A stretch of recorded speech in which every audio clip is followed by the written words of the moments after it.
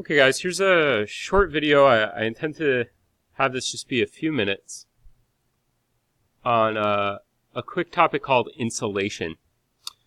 Well, I'm sure you've heard of insulation before. It's the pink stuff in the walls of your house.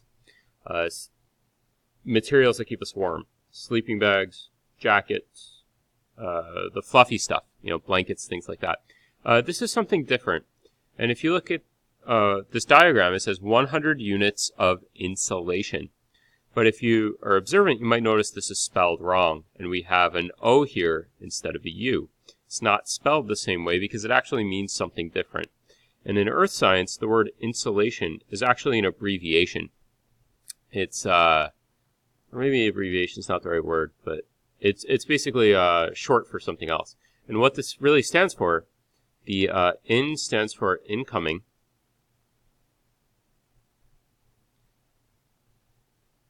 Solar, and lastly radiation. Now you might think of radiation and think of like nuclear waste and atomic weapons and things like that. But radiation is also just light energy, and that's really what we're talking about here. So incoming solar radiation basically just means sunlight, and that's what we're talking about in this diagram. So the energy from the sun. And we could actually measure it. In this example, we're using this idea of units. 100 units of insulation. A unit really isn't anything. It's just kind of an arbitrary number, meaning it really has no real meaning. It's just saying, let's just pretend we have 100 sunlights coming down, essentially. Not really any real measurement or anything like that. Well, if we have 100 units of insulation coming down from the sun, from space, toward Earth, well, not all of it is going to make it to Earth's surface and be available for warming the planet. So some of this light gets reflected by what are called aerosols.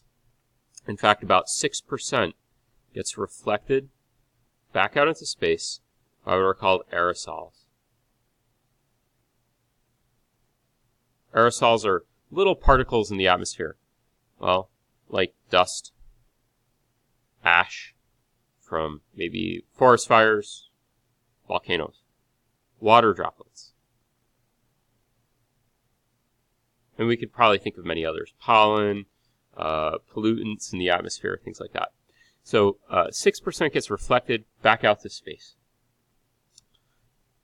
About 20% gets reflected by cloud tops. Sunlight comes down from space, hits the top of the cloud, the side we can't see, and bounces off and goes back out into space. So at this point now, we have 26%, or 26 units out of 100, that go back out into space and never make it to Earth's surface. About 4% of the light that reaches us gets reflected back from the surface. Shiny materials on the surface. Snow and ice are very good at this, and they'll reflect light back out into space. And then, of course, some of this energy gets absorbed. When the light strikes the top of a cloud, some of it gets reflected back out into space. Some of it gets absorbed by clouds. About 3% goes actually into the cloud, gets absorbed by the cloud, maybe heats the cloud up, but doesn't make it to Earth's surface. Some of this gets absorbed by ozone. We talked about that in the last video, ozone gas. Some of this energy gets absorbed by water vapor. And again, dust and various aerosols. And those things will absorb about 16%. And if we tally this all up, it should add up to 51%. And this means that 51% of the energy is used for heating Earth's surface. So out of 100 units of energy, 51% get used or are available for heating up Earth's surface.